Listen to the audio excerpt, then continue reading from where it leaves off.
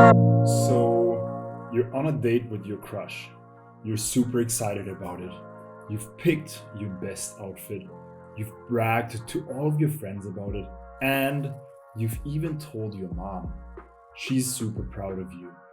But for some reason, at the end of the date, you're left feeling disappointed. Well, why would that be? Well, the thing with dates is that both of you know that at some point during the date, one of you has to make a move, to move things forward, or to go for a kiss. And the right moment, in some cases, doesn't happen. And when the right moment doesn't happen, the date usually ends with both going their separate ways and you feeling disappointed, feeling like a loser. Again, feeling like you're going to be friend-zoned. Again. Well, don't worry, I've been there, and in today's video, I'm going to share with you the 3 signs that let me know whether my crush is secretly in love with me, that will allow you to crush every single date you go on in the future.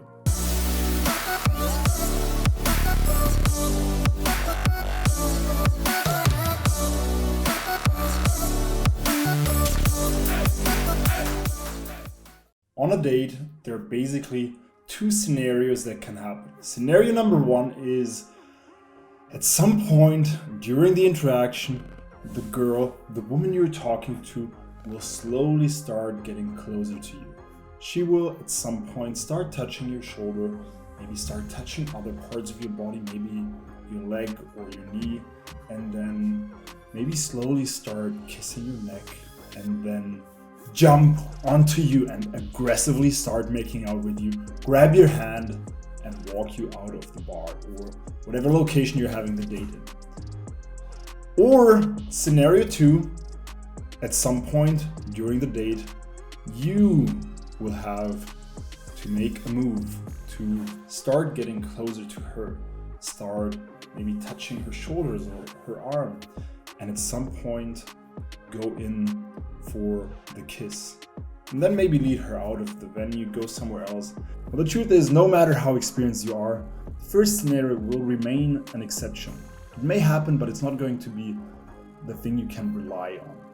And that is why you need to start learning how to read her signs, how to know whether it's time for you to make a move. And that is what we're going to focus on today. The first sign, and it's the most important sign, it is the sign that tells you that it's definitely time for you to move things forward, and that is when she initiates touch. So if you're on a date with a girl and the girl starts touching your arm or even your body, that is a very clear sign that she likes you and that you can move things forward. And that leads me to one of the key mindsets, which is the mindset of assuming that she is attracted to you. So what does that mean? It means that when you're going to meet a girl on a date, whether it's from Tinder, from Bumble, or whether you met her in real life, you should just assume that she's already attracted to you. Why? Well, look, she's already here with you. She decided to go out on a date with you, so you can assume that she is somewhat attracted to you. And your only mission is not fucking it up. You don't need to impress her. You don't need to prove anything to her. The only thing you need to do is not making it happen, and at some point making a move for the both of you, so both of you can move things forward.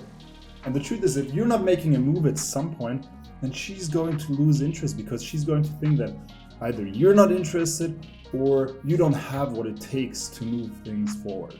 And that leads me to the second sign that she likes you. So if she's not getting touchy, if she's not making any type of move on you, then what you should do is start getting closer to her. Start creating proximity. How do I do it? Well, I start sitting closer to her. Ideally, I will start having our bodies touch on the side. What does that do? Well, it will show me how she reacts to that. If she's okay with feeling my body touch hers, on a very superficial and very socially acceptable layer, then that is a sign for me that I can start slowly moving things forward. Maybe start touching her arm to emphasize a point I'm making. Maybe putting my arm around her. And if she's okay with all of that, then you can most likely make one step further and go in for a kiss. Because at some point, and this is the second big mindset that I teach my clients, at some point you have to make a move. And it ties back into the first mindset I talked about earlier. Women expect you to make a move. And no matter whether they go with the move, or in some cases, you may go in for a kiss and she may reject you. She may tell you that she's not ready for it, or she doesn't want to kiss you. But, and that is very important to understand, her respect for you will still increase because she will realize, hey, he's the kind of guy that goes for what he wants. Now, and all of that takes me to the third sign. So if she's not making a move on you, she's not getting touchy, and she's not responding to your proximity, or maybe when you get closer, she moves away a little bit, then this is what I look out for. How engaged is she in the interaction? Is she asking questions? Is she being passionate about the stories that she's telling? If she is neither of these, if she's not asking me a lot of questions, she's giving you very short responses to the questions that I ask, and she's not very passionate, doesn't really go in depth into the stories that she's telling, then that is a sign for me that maybe it's time to move on. Maybe we just don't have a connection. Now, the truth is, with our coaching clients, we teach them techniques they can use to try to still move things forward. But in many cases, it actually just means that there's no natural chemistry between the two of you. Oftentimes you can still make things happen, but, in many cases, it may be the best option to just go separate ways and try to meet someone that you're more compatible with.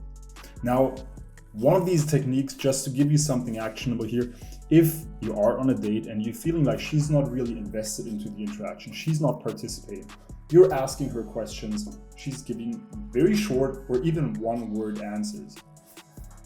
What can you do? Here is what I do. What I do is I start answering the question myself in the exact way that I would want her to answer it. So I will be very passionate. I will answer in depth and give her a lot of background and detail, and maybe show a little bit of vulnerability. Just open up a little bit. Not too much, but just enough for her to know that I'm serious about the question, that I'm actually interested in it, and that I am interesting with regard to that topic myself. So that's it for today's video. If you want to learn more about these things, if you want to learn how to better understand, how to better communicate with women, click the link below the description, and you and me will hop on a one-on-one call, see where you're at right now, see where you want to go, and see how I can help you get there. And if I can, then I'd be super excited to help you make a change in that part of your life. And in any case, thanks for watching, and I'll see you in my next video.